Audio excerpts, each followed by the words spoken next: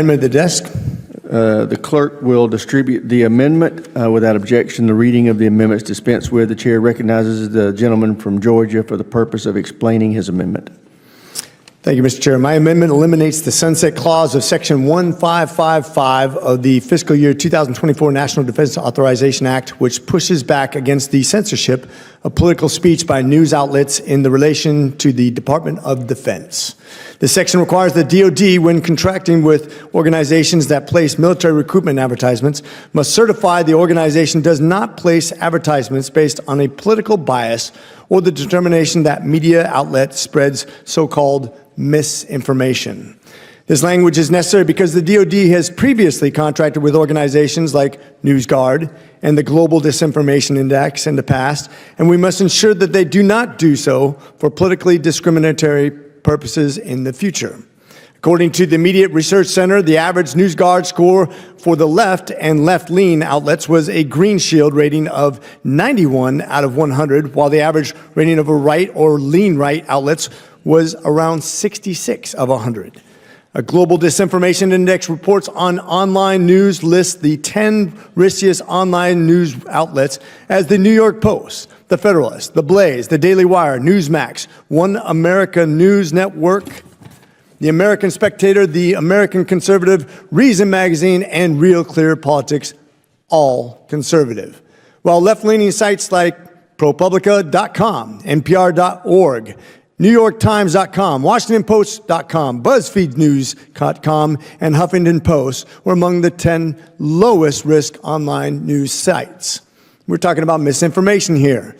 We should not be excluding large swaths of Americans simply because they watch or read conservative news. As a matter of fact, I would make a case that that's where you recruit from. This language was the product of the fiscal year 2024 conference agreement, and the fiscal year 2025 conference agreement extended the sunset by 1 year. This language is in common sense and will maximize the impact of our recruiting advertisement, and hopes you'll agree that it should be made permanent. And I ask for my colleagues' support on amendment number 4839. Thank you, and I yield back. Gentleman yields back. Chair now recognizes the ranking member. Thank you, Mr. Chairman. I oppose this amendment. We've had this debate the last couple of years. I mean, it's really pretty simple. This amendment says that news organizations should not fact check. That's troubling. I think most would agree that there has been a significant increase in disinformation in recent years, primarily because the ability to spread it is out there in a variety of different ways. That this is a problem. Trying to figure out what's true and what's not true is a challenge. And so the number one biggest reason I oppose this amendment is it simply dismisses that challenge and says, let's just stop fact checking. Let's just assume that whatever is printed is true and get rid of any effort to figure out whether it is or it is not. That is incredibly dangerous in this environment. We have seen misinformation spread in 1,000 different ways, but as we well know, as I think we know, as I know at any rate, China and Russia engage in this activity very aggressively. They use, cyber sources and other sources to spread disinformation throughout the country. So an effort to try and determine whether or not something is misinformation is important. If in fact, as Dr. McCormick asserts, they don't do that well, there are different solutions to that, and we can figure that out. But to have in policy, and I didn't like the last 2 years of allowing this in for 1 year, you got to make compromises to get the bill done. But to simply say that fact-checking is by definition biased is a policy that I don't think anyone should support.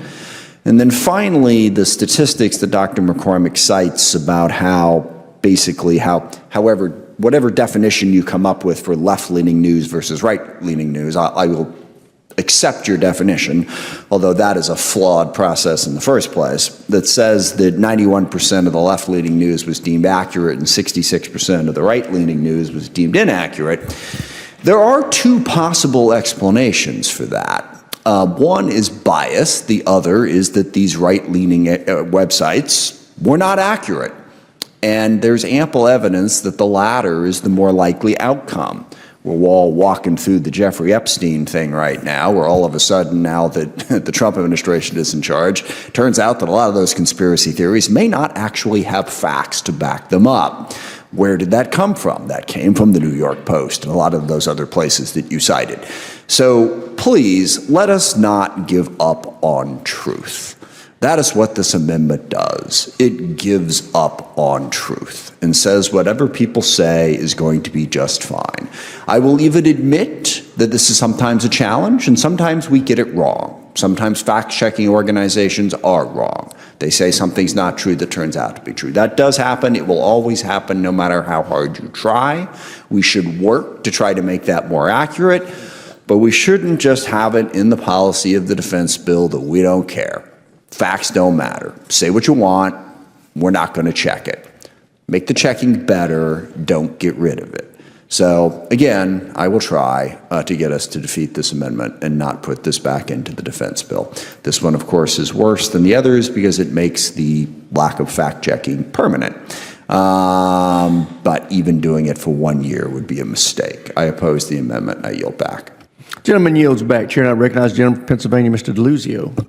Thank you, Mr. Chairman. And I won't repeat many of the same arguments the ranking member made. I voiced objections in prior markups of this bill about this provision. I think it's drafted in a sloppy way. I think the language that's in it now would essentially allow or would prohibit advertising in any kind of news platform that engages in fact-checking. And last I checked, I get fact-checked by Fox News. I get fact-checked by Breitbart and every other right-wing news outlet, as my Republican colleagues are fact-checked by more left-leaning news outlets. That's okay. That's American democracy in our press. I think let our Pentagon have the freedom to advertise where potential recruits are. I don't know why we're going down this path. So I won't repeat the arguments that the ranking member made, but I'll just share my objection to this amendment. With that, I'll yield back, Mr. Chairman. Gentleman yields back. Chair, and I recognize the gentleman from Illinois, Mr. Sorensen. Thank you, Mr. Chairman. I urge my colleagues to oppose Dr. McCormick's amendment that seeks to limit any DoD engagement with fact-checking agencies. This is a matter of responsible journalism. Before my election to this Congress, I spent 22 years in local broadcast journalism. You don't earn the trust of the people by seeking fame or wanting to go viral, or certainly not by being a jerk on cable TV. Earning the trust of the people comes from repeated and due diligence of investigating data and information, creating a conduit of communication, making sure that what we do is based in fact and anchored in strong ethics. But if you're stuck watching Fox News or Newsmax all day, you've never seen an independent fact checker. Why? Because what they're giving you is not the news. It's conjecture, it's opinion, it's propaganda, with the sole purpose of fear-mongering and driving a right-wing political agenda. And in my life, as Mr. DeLuzio had said, I'm also not afraid of fact checkers. But I have also been careful to make sure that what I speak is accurate. But I'm also willing to admit when my mistakes do occur. So I ask, why are my colleagues across the aisle so afraid of this accountability? Speaking truth is not Republican. Speaking truth is not Democrat.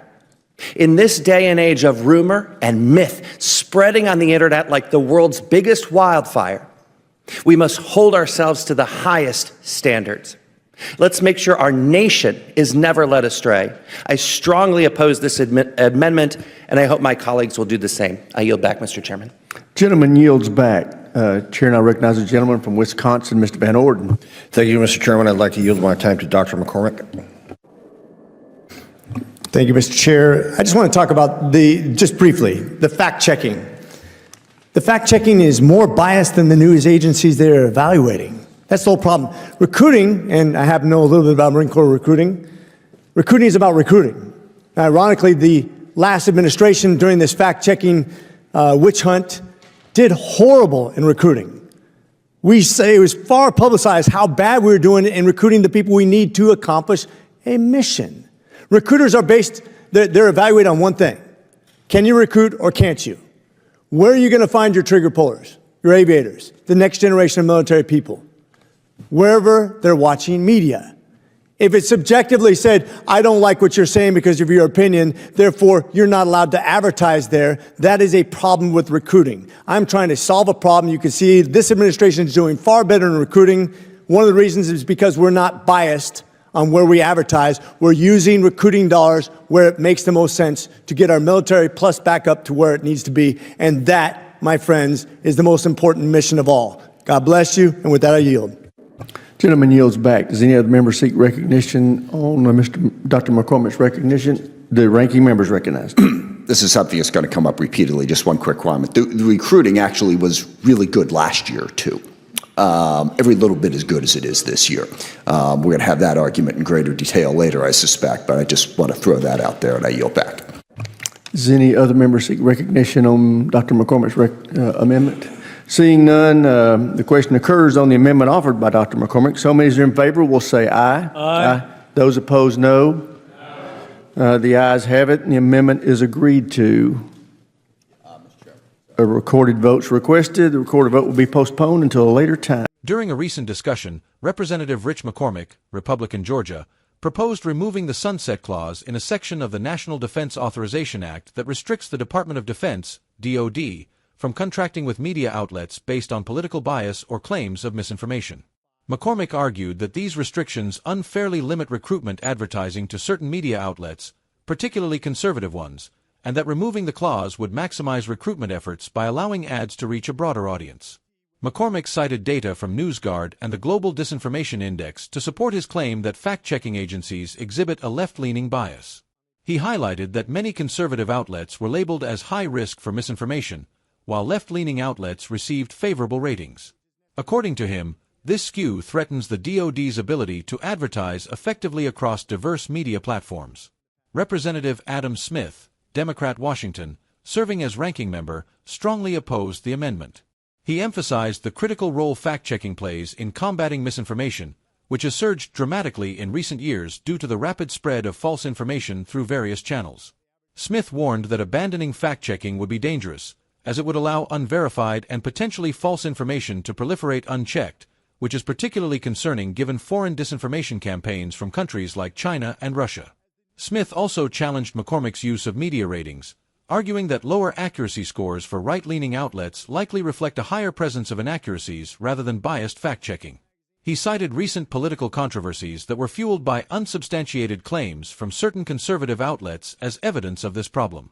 Smith urged his colleagues not to give up on the pursuit of truth, asserting that while fact-checking is imperfect, it remains essential and should be improved rather than discarded.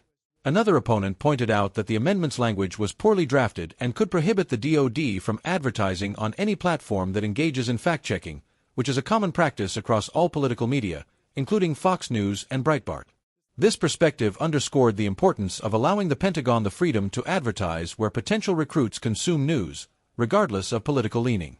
Supporters of the amendment, including McCormick, argued that fact-checking organizations themselves are more biased than the media they evaluate and that restrictions on where recruitment ads can be placed have hurt military recruitment efforts in the past. They noted that the current administration's success in recruiting is partly due to broader advertising strategies that are free from political restrictions. The debate ended with the amendment passing by voice vote, with a recorded vote postponed for a later time. The disagreement highlighted ongoing tensions between concerns over misinformation, political bias in media, and the need to effectively reach diverse audiences for military recruitment.